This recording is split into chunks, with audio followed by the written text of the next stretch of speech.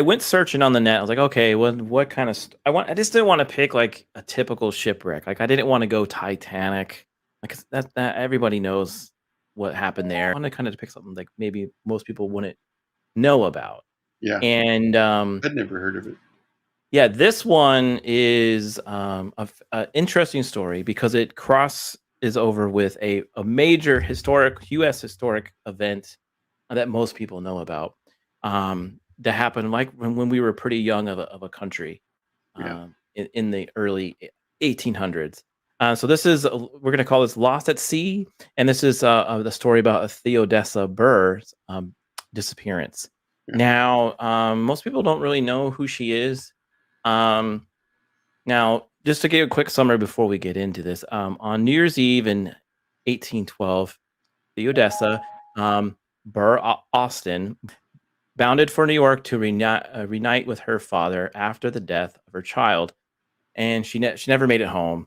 So America was introduced to a scandal of unprecedented proportions when an ex-vice president's daughter and wife of South Carolina Governor Joseph Alston was lost at sea. So she was lost at sea. He wasn't, but Yeah. she was pretty famous at this time, and she was a daughter of a politician. Most people thought she was very, very beautiful. And she, so this would be equivalent to any of the current politicians' kids going missing Yeah. today. Yeah, so you could probably name a few. So if you think off the top of your head, you could probably say, okay, I get that. Now, like, who was her father? Well, her father was a pretty powerful man. He was part of America's Public Foundation with Aaron Burr. His parents was a notary of her father. Though not particularly scandalous herself, Theodosia Burr's life was incredibly linked to that of her father, who did lead a scandalous one. So this is Aaron Burr. He's literally he was vice president to Thomas Jefferson, and so he was during his term he was charged with murder and put on trial for treason. Oh, it was during his term. Yeah, it was during his term. Yeah, and escaped to Europe. So he was a vice president of. I think he was the third vice president of the United States of America. And that's pretty cool. And that, but he had his daughter. Theodosia was born in Albany, New York, in June 21st, 1783. To be her father's only surviving child, and as such was groomed like a son to carry the family legacy. Now, there's some different things about this. He may have had some other kids later, or with other people, but his kid that he had during his term, like when he was a politician and leading up to all of this, he was this was like seemed to be his only child. So, but yeah, so again, he's pretty famous, right? He's one of our founding fathers. He's been around. He was around the signing of our independence and all of that. So but yeah, he wanted to make sure she kind of led his name because she could have been the only one. So again, she kind of lived kind of a in that time a tough life. So despite her father's political clout and her own brilliance, life was not so easy for Burr. In 1794, Aston's mother died, and the 11-year-old was forced to continue her studies while also managing the family's residence. So there you go. So she, at 11, she kind of had to like handle the house. Because her original mom, that's pretty big. Yeah, died, and then her dad was a politician, so he was off doing whatever. Yeah, so she literally had to take care of the homes at 11. Yeah. So if you kind of chuckle, right? Because nowadays some of the kids, would you think 11-year-old would take care of a home? Yeah, people, kids back then they grew up differently. Fast. They grew up. They grew up fast. Yes. So she's already 11. She's already kind of living this hard life. She also spoke like 5 different languages, which is Wow. crazy at that time. I don't know if that's I mean, nowadays that would be really impressive as well, but yeah, she spoke many languages. She did a lot of studies because again, Aaron wanted her to be kind of something later on. In 1800, 2 more events changed the course of her life. First, she met Joseph Alston, a planter from South Carolina. The two married a year later and moved to his plantation, the Oaks in South Carolina. They became the first couple to honeymoon at the Niagara Falls. So that's pretty cool. She Hmm. got married. She got to be the governor's wife, and then she was the first couple to honeymoon at Niagara Falls. So she was pretty big time, right? So Yeah, now you sounds know like it. how now you can see how famous she was. So this again, this is equivalent to someone today that you can probably name.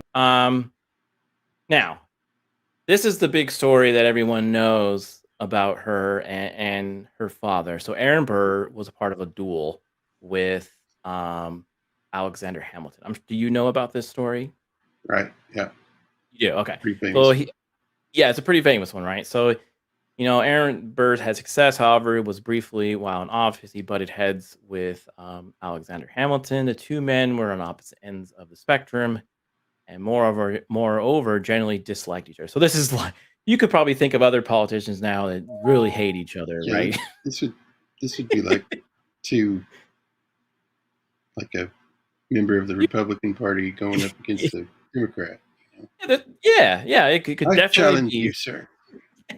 Yeah, this could be one of those what you can think of, right? You can where they just can't stand each other. Um, Nevertheless, Burr and Hamilton I they mean, had like a it's kind of 15 weird year. too because back then the duels were pretty common. Yeah, and I'm gonna mention something about that too. So they had a 15-year rivalry that came to head in 1804 when Burr caught wind of some scathering insults Hamilton had made about him.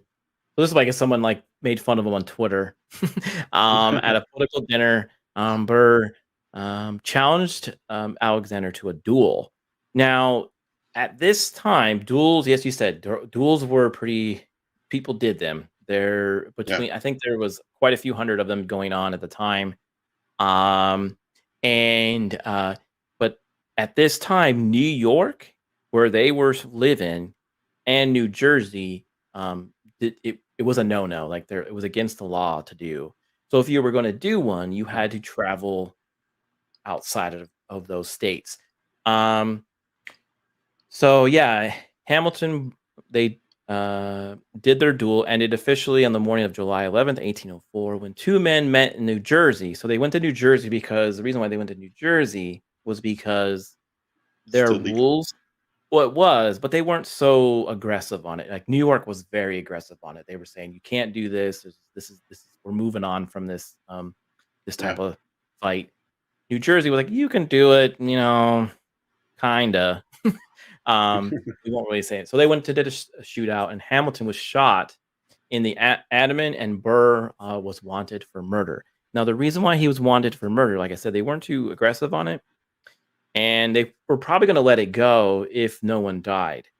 And then some other notes on this is what happened was Hamilton decided to shoot over his shoulder and just kind of like, I'm not gonna really kill you, bro. Like this is all for fun and games. I'm just gonna scare you. And Burr thought it otherwise and shot Oh, him. yeah. So Must have they been. were there was supposed to be some gentleman agreement on that, and apparently that never happened. And yeah, so that's why they went after him for murder. Yes, So yeah, was yeah, pretty angry. yeah. So again, she was a daughter of a famous politician, a wanted man. She was taking care of the house, and so she was very very important to him. So there you go. So when Burr learned the murder charges had been laid against him, he fled to South Carolina to meet his daughter. Um, she was ill 2 years prior during a difficult delivery of her son, and she never fully recovered. So she got really sick, and her son, Yeah. I think, uh, barely made it.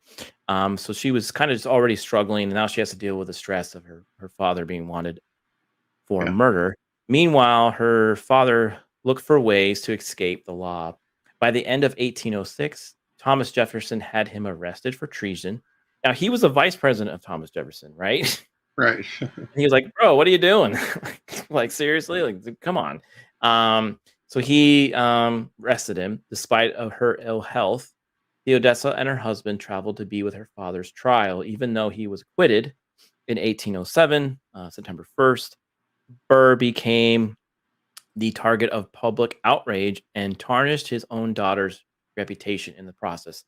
So she was like trying to support him. Everyone was down on him, like Yeah. this is you should be hung for this, or you should go to jail or I whatever. mean, Yeah, if it was semi-legal, they both agreed to it. They were both shooting at each other. I mean, yeah, yeah. I get it. Now, I think it was all because of that gentleman's agreement. They were going to just kind of, but that never happened. Um, Maybe he just didn't get the word of it. And again, in June of 1808, Burr Aaron fled to Europe, and over the next 4 years, Theodosia campaigned to have her father allowed back into the United States. So again, she's not yeah. too healthy at this moment in her life. I think she's having some trouble with her health, like I said, and now she's got stress over her father, and that sort of thing. So she kept campaigning to bring him back. Finally, she was able to do it, and he was able to come back to the country in 1812.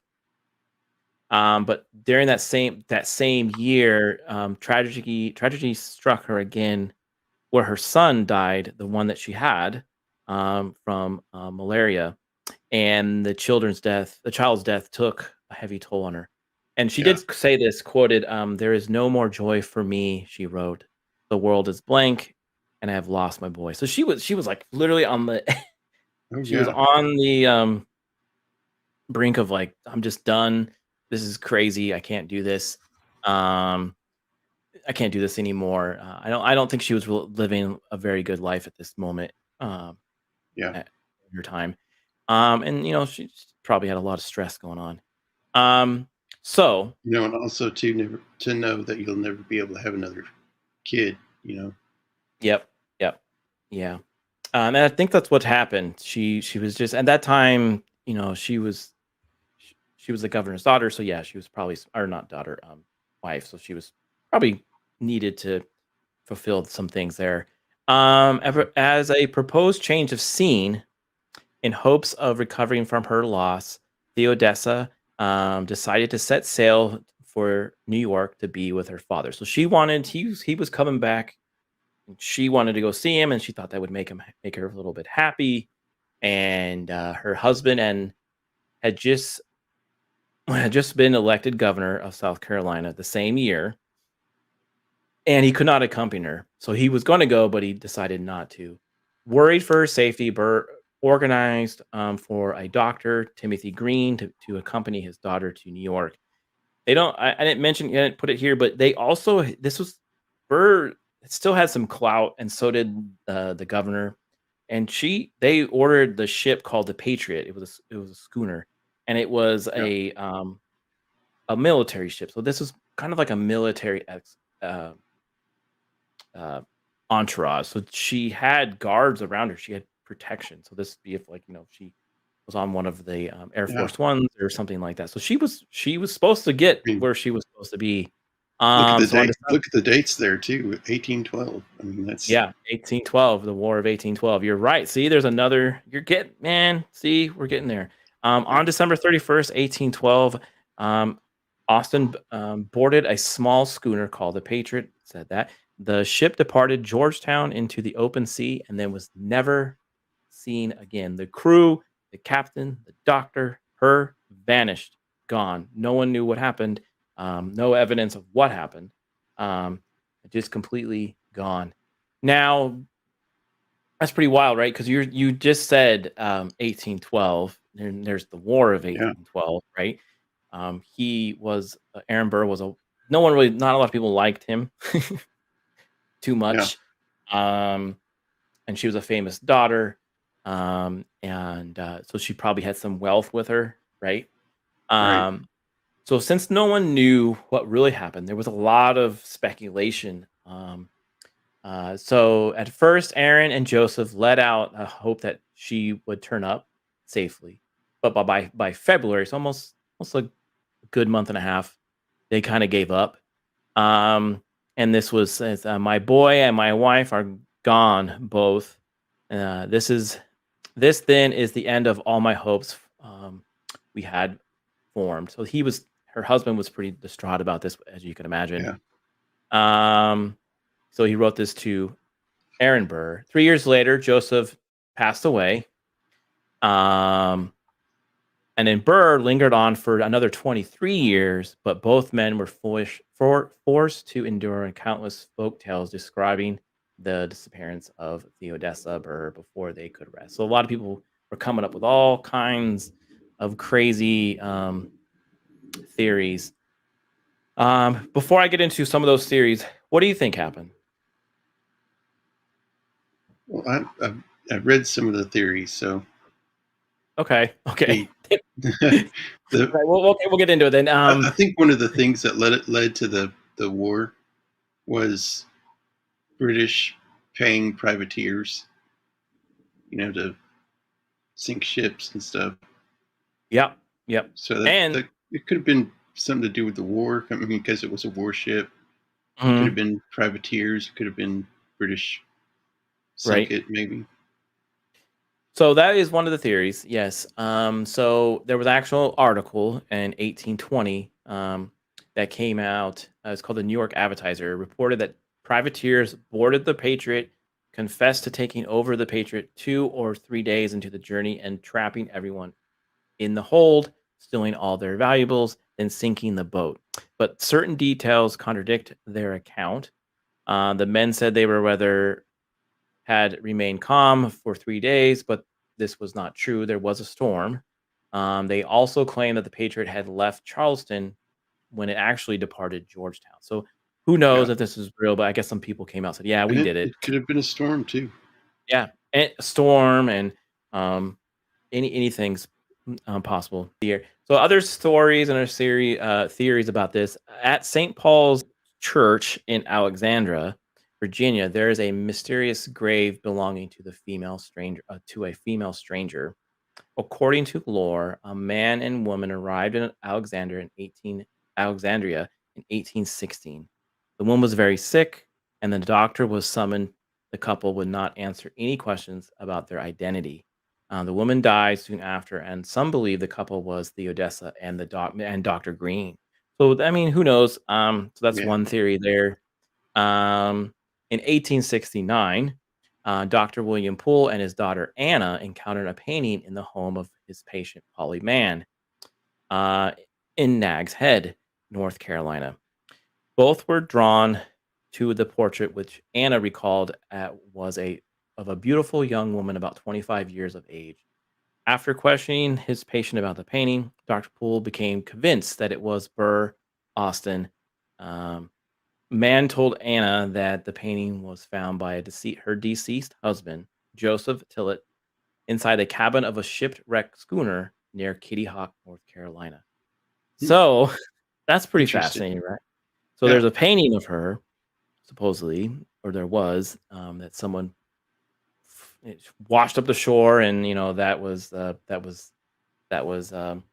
someone discovered that, and Kitty Hawk, that's pretty close to the shore, so Yeah. who knows? There you go. There's some theories about Theodosia Burr and her disappearance. I just thought this was a very Yeah. fascinating story because not only was she a political daughter, a daughter of a politician, it was But just wasn't connected to a pretty yeah, big. pretty big event in American history. Yeah, she was connected to one of the craziest scandalous things that happened early on in our U.S. history, Yeah. and unfortunately, her story kind of got lost, like she did in the sea. Um, But until recently, when they started doing the Hamilton play, there is a couple songs in that play that I think there's one or two that sing about her. Hmm. Um, but Interesting. and they got people thinking, who is this? And it's pretty crazy because, like I said, she was connected not only to that big event, a big person in U.S. history, and then also, like you mentioned, the year was 1812. So um, maybe she was one of the first victims of privateers taking over, Privateers. taking like that. Yeah, yeah, yeah.